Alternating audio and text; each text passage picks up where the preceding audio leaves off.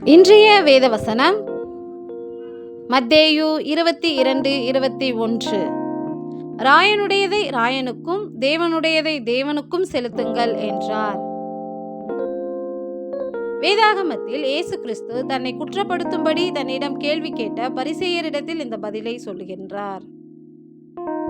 ராயனுக்கு உரியது என்ன? அவன் சொரூபமும் கையெழுத்தும் பொறிக்கப்பட்ட அவனுடைய பணம். இதை ராயனுக்கு கொடுக்கலாம். அப்படி என்றால் தேவனுக்கு உரியது என்ன?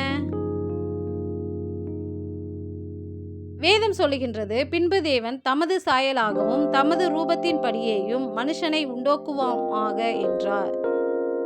அன்றியும் அவருடைய நாமம் அவருடைய ஜனங்களுக்கு தரிக்கப்பட்டிருக்கின்றதே.